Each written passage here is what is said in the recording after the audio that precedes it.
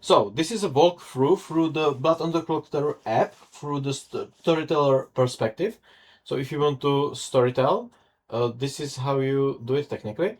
The quick version of this walkthrough is that you can click this gear button and there are these two tabs and you will find 90% of the things you want to do in these steps. So for example, one of the things you might want to do is select an edition. So let's say you want to play one of the main ones that's here, or custom script, you can click that and then you will upload the JSON, whatever. But let's say we want to play sects and violets, so I will click that. Then another thing is you might want to remove empty seats. That will be gather your players. You can also use the shortcut for that, which is 1, which you have here. You can add Deus Ex Fiasco and other non-player characters here.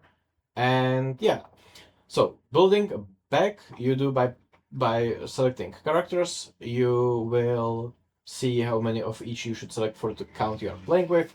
If you play with something that is modifying the outsider count or any count, you will see an alert. This won't get updated, so you will have to do it yourself and keep track that you will have one less outsider and more of these, blah blah blah. Once you have the correct amount of tokens, you can pass out the characters, and that's how you do it. I think that you can do it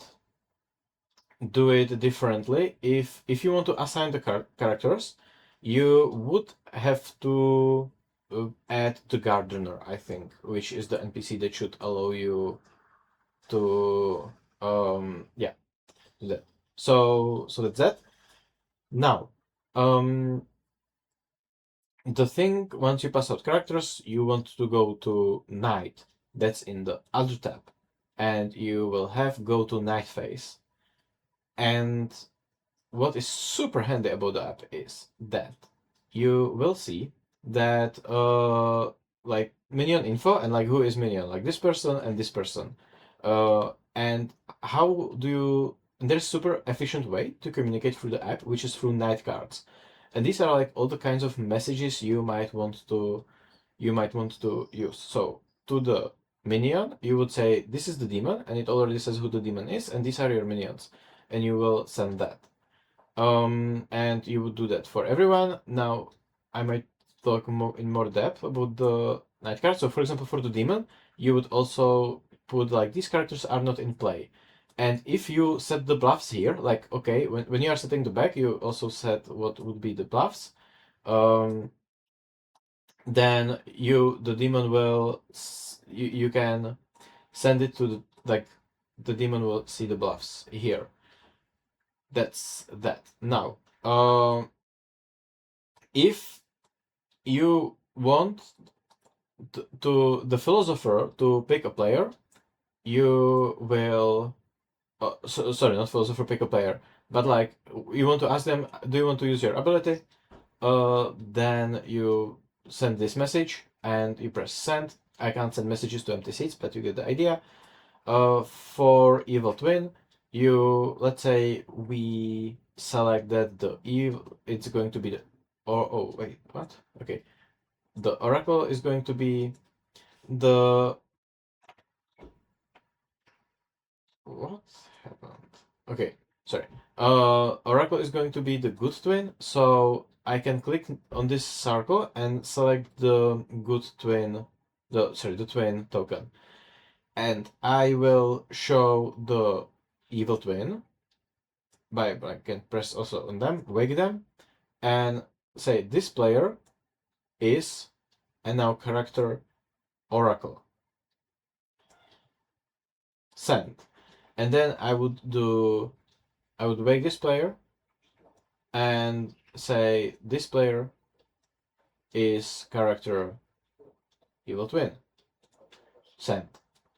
And this purple thing means that I send them message, and when they send me message back, it will be yellow. And usually people send this message, I got it, to reply to the night cards. You can also request private chat with the people. if you, I don't know, want to ask the players how they are enjoying being a demon or something. And yeah, for Clockmaker, you can send number here, right? Uh, and yeah, uh, Seamstress, again, you ask, what do you want to use your ability? The Dreamer, you do make a choice, and then they will answer using a player, and then you will, like this, and then you will send them character, right? And another character, right? So, that's it, I think. So that's night.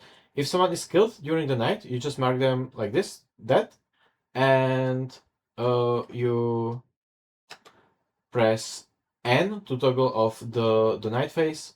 You can also do it through the tab here. Go to night phase, go to day phase. That's toggle, like, right? Now during the day, what you wanna do is you want to set a timer for like how long they want to do the private conversations, and then there will be a gong, and that will signal to everyone to go back to the town, and then you will be running nominations. So if C10 nominates 2, you click like here on 10, and then you click here on 2, and you give time for the defense and for the accusations, and then you press start. This hand goes along the circle and counts the votes. People vote by raising their hands with space. If that's enough, you do mark that. If the day is over, you mark the person dead, and I think that's about it. When the game ends, you um you go like here, and you have reveal Grimoire. Um, and when you need to know who voted and nominated, there is a vote history.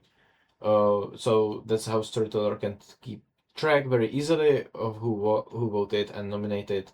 If people should be in the square and they are not, there's a gong of shame, recall to town square, and otherwise like those two tabs and the nominations is and the tokens, like that. That's all you need to know basically.